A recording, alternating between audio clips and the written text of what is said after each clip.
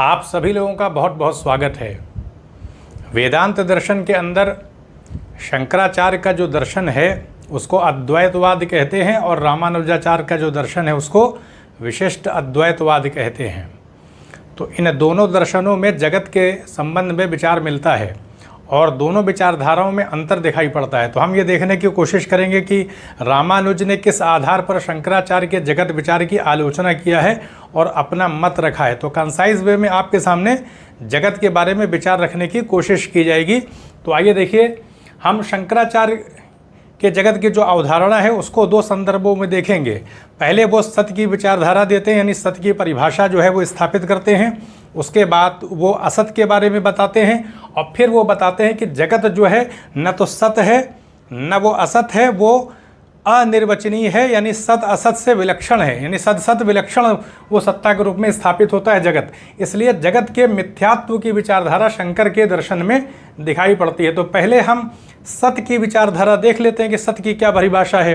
तो शंकराचार्य कहते हैं कि किसी भी चीज़ को जो सत्य होता है उसको सत्य तब माना जाएगा जब वो तीनों कालों में उपस्थित हो, यानी त्रिकालाबाधित जो विचार है उसी को सत्य माना जा सकता है। जैसे ब्रह्म की सत्ता है, तो ब्रह्म की सत्ता जो है वो अतीत में भी थी, वर्तमान में भी है और भविष्य में भी रहेगी। यानी तीनों कालों में ब्रह्म की जो सत्ता है वो बाधित नहीं है, हमेशा वो उपस्थित है।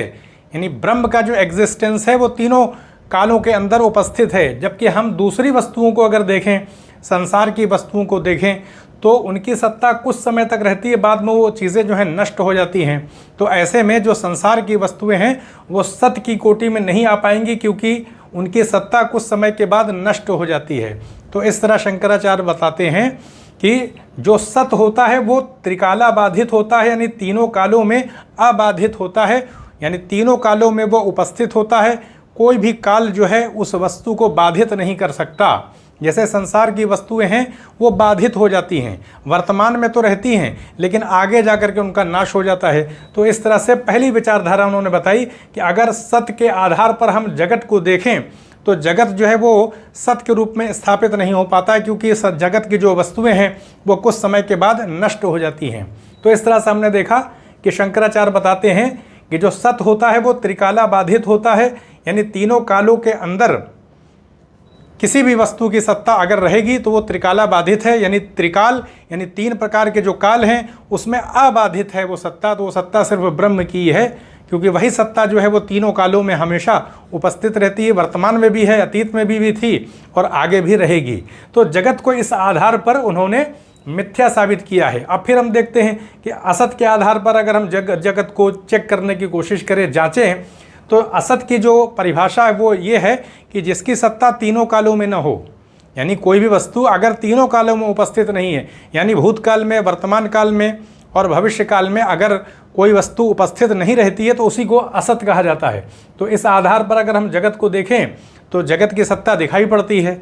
जैसे हम रज्जु सर्प की विचारधारा देखें, रज्जु सर्प का मतलब ये है कि जब हमको सांप, रस्सी के अंदर सांप का दर्शन होता है, जैसे रात में शाम को हम मान लिए जा रहे हैं, अंधेरा है और हमको वहाँ पर रस्सी पड़ी हुई है, वो सांप के रूप में दिखाई पड़ती है, लेकिन जब तक वो रस्सी सांप के रूप में प्रतीत होती है तब तक उसकी सत्ता रहती है, यानी तब तक तो उसकी वास्तविकता होती है। अगर हम रेगिस्तान में जा रहे हैं दोपहर में और वहाँ हमको जल दिखाई पड़ रहा है कुछ दूर पर, तो जब तक वो जल दिखाई पड़ रहा है तब तक तो वो सत्य है, लेकिन जब वहाँ चले जाते हैं तो वहाँ हमको कोई जल दिखाई नहीं पड़ता।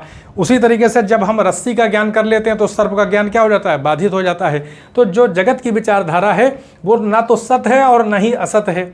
असत इसलिए नहीं है जगत क्योंकि प्रतीति में तो नज़र आता है ना, जब रस्सी में सांप का दर्शन होता है तो उस समय तो हमको सांप दिखाई पड़ता रहता है, उस समय तो उसकी वास्तविकता होती है, सत्य के रूप में वो कहीं ना कहीं नज़र आता है। और इसी तरीके से रेगिस्तान में जो जल दिखता है तो जब वो प्रतीत होता है तो उस समय तो वो प्रतीत होता ही रहता है। इसलिए जो मतलब जगत की वस्तुएं हैं वो उसी प्रकार से हैं कि वो असत भी नहीं है, यानी उनकी प्रतीति होती है और वो सत्य भी नहीं है, क्योंकि वो हमेशा रहती नहीं है जगत की वस्तुएं। तो इस वजह से उन्होंने जगत की वस्तुओं को सत और असत से विलक्षण कहा है, यानी न तो वो सत हैं न वो असत हैं। असत इसलिए नहीं क्योंकि असत की जो परिभाषा है वो क्या है कि तीनों कालों में कोई चीज़ उपस्थित न हो, जबकि जगत की वस्तुएं तो वर्तमान काल में दिखाई पड़ती है ना। जैसे हमको रस्सी में सांप दिखता है तो दिखाई तो पड़ता ही है, रेगिस्तान में जल दिखाई पड़ता है तो दिखाई पड़ता ही है। तो ऐसे में कुछ काल के लिए तो उसकी प्रतीति होती है। तो ऐसे में जिस काल में वो प्रतीति होती है उस समय तो वो सत्य के रूप में ही हमको वो चीज़ नज़र आती है। हमको रस्सी में सांप दिखता है तो उस वक्त हम तो सच्चाई मान के चलते हैं ना कि वहाँ सांप है, वो पीछे हट जाते हैं। तो इसलिए जगत के बारे में देखा जाए, अगर जगत न तो सत्य है क्योंकि वो हमेशा नहीं रहता, और वो असत्य भी नहीं है क्योंकि वो नज़र आता है कहीं ना कहीं आभास के रूप में, प्रतीति के रूप में। वो तो नज़र आता ही, हमको पानी रेगिस्तान में दिखाई पड़ता है, उसका आभास नज़र आता है, प्रतीति होती है। तो ऐसे में जगत जो है वो असत्य भी नहीं है। तो न तो वो सत्य है न असत्य है, तो फिर सत्य और असत्य से वो विलक्षण है, इसीलिए मिथ्या उसको कहा है। मिथ्या का मतलब है कि उसकी कोई सत्ता नहीं है, वो एक असत्य के रूप में कह सकते हैं, जो सत्य ना हो उस रूप में वो रहता है। तो इस तरह से हमने देख लिया कि वो मिथ्या का मतलब है कि जो चीज़ वास्तविक ना हो, अवास्तविक है, वही मिथ्या होती है। तो इस अर्थ में जगत को उन्होंने मिथ्या साबित किया है शंकराचार्य ने, सत्य और असत्य की परिभाषा के आधार पर, और उदाहरण और रज्जु सर्प का दिया है। तो अब हम आते हैं कि शंकराचार्य बताते हैं कि जो जगत है वो ब्रह्म पर आश्रित है। यानी शंकराचार्य बताते हैं कि जो जगत की सत्ता है वो कैसे स्थापित हो रही है, वो माया जन्य है ना जगत, क्योंकि जो माया है वो ब्रह्म की शक्ति है, और ब्रह्म माया के माध्यम से जगत को उत्पन्न करता है। तो ऐसे में ब्रह्म की सत्ता तो तात्विक रूप में सत्य रूप में है ना, जबकि जो प्रतीति है वो ब्रह्म का प्रतिबिंबित रूप ही है। वो मतलब जगत जिसको हम कह रहे हैं वो ब्रह्म का आभासिक रूप है, लेकिन ब्रह्म की सत्ता तात्विक दृष्टि से एकदम सत्य है, वो सत्य सत्ता है, और उसी का आभासित रूप कह सकते हैं जगत की सत्ता है। और वो आभास कैसे प्रतीत होता है, माया के वजह से प्रतीत होता है। माया के वजह से ब्रह्म किसी दूसरे रूप में प्रतीत होने लगता है, जगत के रूप में प्रतीत होने लगता है। तो इस तरह से जो जगत की सत्ता है वो माया जन्य है। जब तक माया का आवरण रहता है, माया की शक्ति जब तक क्रियाशील रहती है, तब तक जगत की सत्ता रहती है। इसलिए जगत व्यवहारिक दृष्टि से सत्य है। पारमार्थिक दृष्टि से देखेंगे अगर हम, यानी सच्चाई की दृष्टि से देखेंगे, तो एकमात्र ब्रह्म की ही सत्ता है, बस बाकी किसी भी चीज़ की सत्ता नहीं है। इसी तरीके से मतलब शंकराचार्य कहते हैं कि जो ब्रह्म है वो जगत का अभिन्न निमित्तोपादान कारण है। अभिन्न मतलब जो भिन्न न हो, और निमित्त और उपादान कारण का मतलब ये है, जैसे निमित्त कारण का मतलब होता है जैसे कुम्हार है तो घड़ा जब बनाया जाता है तो उपादान कारण तो मिट्टी है, और कुम्हार की सत्ता जो है वो निमित्त कारण के रूप में है, क्योंकि कुम्हार नहीं होगा तो घड़ा नहीं बन पाएगा। तो ब्रह्म शंकराचार्य बताते हैं कि जो जगत है उसका जो मूल कारण है वो ब्रह्म की सत्ता है। ब्रह्म ही जो है वो निमित्त कारण भी है और उपादान कारण भी है। निमित्त कारण कैसे है, क्योंकि ब्रह्म ही जो है वो सृष्टि की रचना ब्रह्म के द्वारा ही की जाती है, यानी माया की शक्ति का उपयोग तो ब्रह्म के द्वारा ही किया जाता है, इसलिए ब्रह्म निमित्त कारण भी है। और माया ब्रह्म का ही एक जगत के रूप में प्रतीति कराती है, अन्य रूप में प्रतीति होने लगती है, इसीलिए ब्रह्म ही उपादान कारण भी हो जाता है, क्योंकि माया तो ब्रह्म को ही अन्य रूप में प्रतीत कराती है ना, तो इसलिए ब्रह्म ही उपादान कारण भी है, और वो अभिन्न निमित्त भी है और उपादान कारण भी है। तो इसलिए शंकराचार्य ने बताया कि माया ब्रह्म को आधार बना के ही अन्य रूप में ब्रह्म की प्रतीति जब कराती है, तो आभासित रूप में, विवर्त के रूप में, आभास के रूप में, प्रतिबिंब के रूप में जो है हमको जगत की स्थापना दिखाई पड़ती है, उसकी उत्पत्ति हमको उसकी प्रतीति होती है, वो नज़र आता है जगत जो है। तो इस तरह से ब्रह्म पर ही आश्रित होती है जगत की सत्ता, ब्रह्म ही माया शक्ति के माध्यम से जगत को उत्पन्न करता है। इसलिए जो है वो जो जगत है वो माया जन्य है, यानी जब तक माया की शक्ति सक्रिय रहती है तब तक जगत की प्रतीति होती है। जो लोग ज्ञान प्राप्त कर लेते हैं तो उनको क्या है कि माया से वो अतीत हो जाते हैं, तो फिर उनके लिए जगत जो है वो वास्तविक नहीं रह जाता है। इस तरह से जगत जो है वो केवल व्यवहारिक दृष्टि से है, जब तक हमको ज्ञान नहीं होता है, जब तक बंधन की अवस्था चलती है तब तक जगत की प्रतीति होती है। जब बंधन हट जाता है, ज्ञान प्राप्त हो जाता है, हम ब्रह्म के स्वरूप का ज्ञान प्राप्त कर लेते हैं, तब क्या हो जाता है कि वो जो माया का जो आवरण है वो हट जाता है, तो फिर जगत जो है अव्यवहारिक हो जाता है। तो इस तरह हम देखें कि माया के कारण ही निर्गुण और भेद रहित जो ब्रह्म होता है, क्योंकि ब्रह्म निर्गुण होता है और भेद रहित होता है, ब्रह्म में किसी प्रकार का भेद नहीं होता है, तो ब्रह्म जो है वो जगत के रूप में आभासित होता है, क्योंकि माया की जो शक्ति है वो ब्रह्म को जगत के रूप में प्रतीत कराती है। यह शंकराचार्य का मत है। तो शंकराचार्य की दृष्टि में क्या है, जगत माया रूप है, यथार्थ नहीं है। यानी जगत जो है वो, जैसे रेगिस्तान में हमको जल दिखाई पड़ रहा है, वहाँ जल नहीं है, तो वो क्या है, यथार्थ तो नहीं है ना, सिर्फ माया रूप है, वो यथार्थ तो है नहीं, इसलिए जगत यथार्थ नहीं है। शंकराचार्य कहते हैं कि जगत जो है वो ब्रह्म से अनन्य है। अनन्य का मतलब ना अन्य अनन्य, ना अन्य, अन्य माने होता है दूसरा, अन्य माने होता है दूसरा, और आ लगा देते हैं तो अनन्य हो जाता है, जो दूसरा नहीं है। तो जगत जो है ब्रह्म से दूसरा नहीं है, वही है, ब्रह्म का ही एक रूप है, बस आभासिक रूप है, प्रतीति होती है, क्योंकि माया शक्ति जो है वो ब्रह्म के ऊपर आवरण डाल देती है और आवरण की वजह से ब्रह्म ही किसी दूसरे रूप में प्रतीत होने लगता है। इसलिए जगत जो है वो ब्रह्म से अनन्य है। यानी अनन्य माने जगत और ब्रह्म अलग अलग चीज़ें नहीं हैं, बल्कि वो एक ही बस एक कैसे विवर्त रूप में जगत जो है स्थापित हो जाता है। बाकी वो जगत जो है ब्रह्म से अभिन्न नहीं है। यानी ऐसी सत्ता नहीं है कि जगत अलग हो और ब्रह्म अलग हो, बस इतना है कि ब्रह्म ही माया की शक्ति के माध्यम से किसी दूसरे रूप में प्रकट हो जाता है। तात्विक दृष्टि से अगर देखें अगर हम तात्विक दृष्टि से देखें तो ब्रह्म जो है और जगत वो एक ही हैं, क्योंकि जो जगत हमको दिखाई पड़ रहा है वो उसी तत्व का यानी ब्रह्म का ही आभासिक रूप है। अंतर केवल इतना है कि ब्रह्म जो है वो सत्य है, जबकि दूसरा वाला जो जगत है वो आभास है। भाई यही अंतर है, आभासिक यानी तात्विक दृष्टि से देखें तो ब्रह्म की सत्ता तो सत्य रूप में है, इसी सत्य रूप का आभास जो है वो जगत है। तो यही शंकराचार्य के दर्शन में है। अब हम आते हैं रामानुजाचार्य के दर्शन को हमें देखना है। तो हमने ये देख लिया कि शंकराचार्य के दर्शन में जगत व्यवहारिक नहीं है, वो मिथ्या है, यानी वास्तविक सत्ता केवल ब्रह्म की है बस। अब हम तुलना करते हैं रामानुज के दर्शन की, क्योंकि वेदांत दर्शन की जो शाखा है रामानुज की, उसको कहते हैं विशिष्ट अद्वैतवाद, और जबकि जो शंकराचार्य का दर्शन है वो अद्वैतवाद है, जिसमें केवल ब्रह्म की ही सत्ता है, इसलिए अद्वैत लगाते हैं, यानी ब्रह्म के अलावा किसी की सत्ता नहीं है, एकमात्र ब्रह्म ही सत्य है बस। बाकी जो चीज़ें हैं जीव जगत, जो जीव है जिसको हम आत्मा कहते हैं वो ब्रह्म से भिन्न नहीं है, और जो जगत है वो माया की शक्ति से ही उत्पन्न हुआ है, आभासिक रूप है, यानी ब्रह्म जो है वो अपनी माया शक्ति के माध्यम से जगत को प्रतीत कराता है। तो अब हम रामानुज को देखते हैं कि रामानुज शंकराचार्य के मत को किस रूप में अस्वीकार करते हैं, कौन सा अपना तर्क प्रस्तुत करते हैं। वो तो रामानुज का दर्शन क्योंकि विशिष्ट अद्वैतवाद है, तो वो ईश्वर, चित और अचित, ईश्वर यानी ब्रह्म की ही बात है, यहाँ पर उसको ईश्वर कहा है उन्होंने। तो ईश्वर, चित और अचित ये तीन सत्ताओं को, तीन तत्वों को स्वीकार करते हैं, जबकि शंकराचार्य सिर्फ ब्रह्म को ही एकमात्र तत्व के रूप में स्वीकार करते हैं। जबकि रामानुज जो हैं वो चित्त को यानी जीव को, आत्मा को, और अचित को यानी जड़ पदार्थ को, ये जगत को जो है वो भी स्वीकार करते हैं कि चित्त भी सत्य है, उसकी भी वास्तविक मतलब सत्ता है, और अचित की भी वास्तविक सत्ता है। अंतर केवल सिर्फ इतना है रामानुज की दृष्टि में कि चित्त और अचित, चित्त का मतलब है आत्मा, चेतन, और अचित का मतलब है जो चेतन न हो, जड़ पदार्थ, ये दोनों हैं अपनी सत्ता के लिए ईश्वर पर ही आश्रित हैं, इनकी अपनी कोई निजी स्वतंत्र सत्ता नहीं है, ये बताते हैं। तो इसलिए चित्त और अचित ईश्वर के विशेषण हो जाते हैं, और ईश्वर जो है वो विशेष के रूप में स्थापित होता है। यानी विशेषण किसको कहते हैं, इंग्लिश में एडजेक्टिव वो कहते हैं। जैसे चीनी के अंदर मीठा है, पन होता है, मिठास होती है, तो वो उसकी विशेषता है। उसी तरह से चित्त और अचित ईश्वर के विशेषण हैं। जब सृष्टि होती है, यानी जब प्रलय की अवस्था होती है, कोई सृष्टि नहीं रहती है, तब कारण के रूप में, कारणावस्था के रूप में, कारण के रूप में केवल ईश्वर की ही सत्ता होती है बस। चित्त और अचित सूक्ष्म रूप में, जैसे बीज के अंदर वृक्ष होता है, वो बीज के अंदर प्रकट नहीं होता है, अव्यक्त रूप में होता है, लेकिन जब उसको ज़मीन में दबाया जाता है बीज को, तो कुछ समय के बाद फिर पेड़ की उत्पत्ति यानी पौधा निकलता है।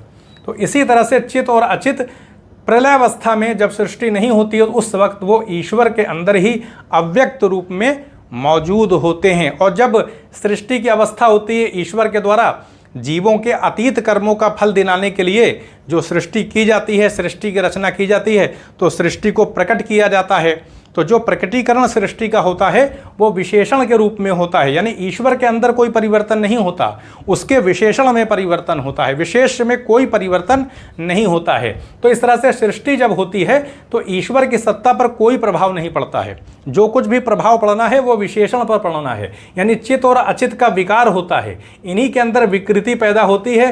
यानी चित्त के रूप में तरह तरह के जीव हमको नजर आने लगते हैं, और अचित के रूप में अलग अलग प्रकार के जड़ पदार्थ हमको संसार में हमें दिखाई पड़ने लगते हैं। मिट्टी दिखने लगती है, लोहा दिखने लगता है, तांबा दिखने लगता है, बहुत सारे जो भी जगत के पदार्थ होते हैं वो सब नज़र आने लगते हैं।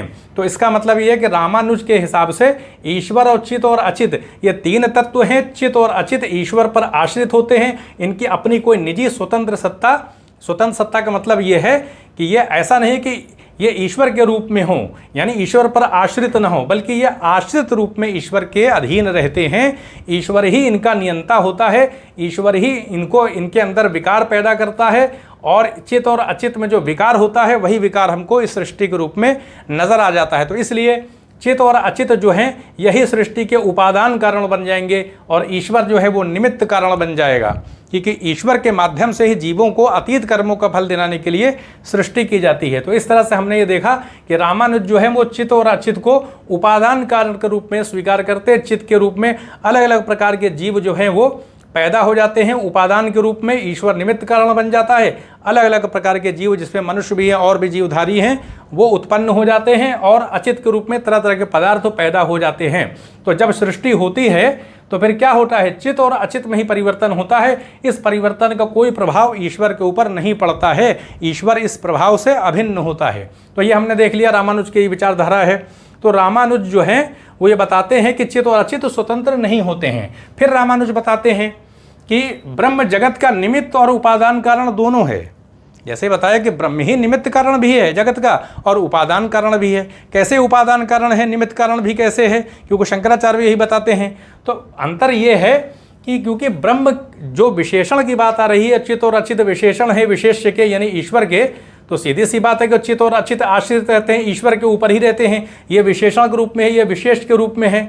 तो चित और अचित जब ईश्वर पर आश्रित हैं, ईश्वर के ही अधीन हैं, ईश्वर से स्वतंत्र इनकी कोई सत्ता नहीं है, ईश्वर के अंतर्गत ही रहते हैं। जैसे कि तालाब के अंदर मछली रहती है, अब तालाब के अंदर मछली है तो उसकी तो सत्ता तो जल के अधीन ही है, तो जल से बाहर तो उसकी सत्ता है नहीं है। तो ऐसे में चित और अचित में जो परिवर्तन होता है तो वो किस लिए होता है, वो विशेषण के रूप में परिवर्तन होता है, और विशेष जो कि ईश्वर है उसमें कोई परिवर्तन नहीं होता। इसीलिए ईश्वर ही अपनी इच्छा से अपने ही विशेषण के रूप में, ईश्वर के ही ये विशेषण है तो ईश्वर की इच्छा से अपने ही विशेषण में परिवर्तन पैदा किया जाता है और फिर सृष्टि की रचना होती है। और जब ईश्वर के द्वारा ही परिवर्तन किया जाता है तो ईश्वर की सत्ता में कोई परिवर्तन नहीं होता है। ईश्वर अपने विशेषणांश में, यानी जो विशेषण है इसके चित और अचित, इसमें वो अपनी शक्ति का उपयोग करके परिवर्तन पैदा कर देता है और सृष्टि प्रकट हो जाती है।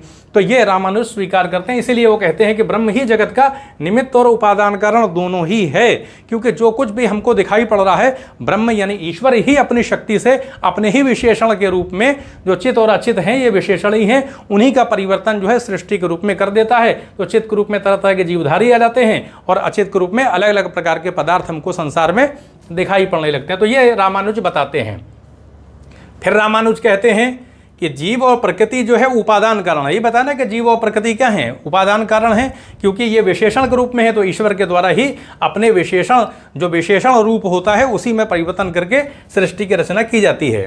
फिर बताया कि भाई सृष्टि होती क्यों है, तो रामानुज बताते हैं कि अतीत कर्मों में, अतीत काल में, यानी क्योंकि सृष्टि का चक्र चलता रहता है, तो जब अतीत काल में जो कर्म करते हैं जीव तो उनका फल प्रदान करने के लिए ईश्वर के द्वारा इस सृष्टि की रचना की जाती है।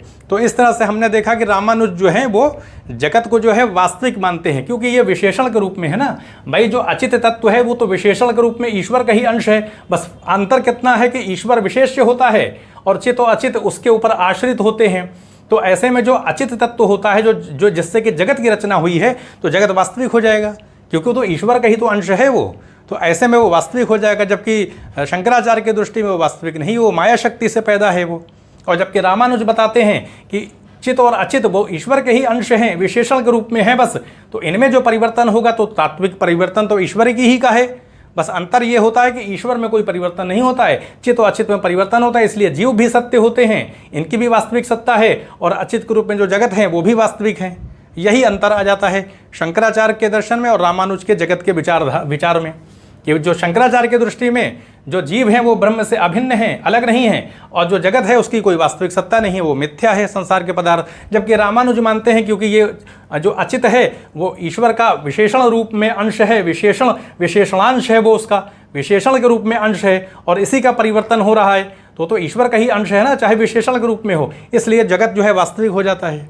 वो व्यवहारिक नहीं है। वो बताते हैं कि पारमार्थिक दृष्टि से जो बात बताते हैं शंकर की एकमात्र ब्रह्म की सत्ता है, तो परमार्थता जो वो ब्रह्म को ही सत्य मानते हैं, जगत को नहीं मानते हैं। तो रामानुज उसको स्वीकार नहीं करते हैं। रामानुज कहते हैं ये बात नहीं है, बल्कि जगत भी सत्य होता है और जीव भी सत्य होते हैं, उनकी सत्ता होती, बस अंतर केवल ये है कि वो ईश्वर पर आश्रित होते हैं, उनकी अपनी कोई निजी सत्ता नहीं होती है। तो इसे रामानुज बताते हैं ब्रह्म की लीला।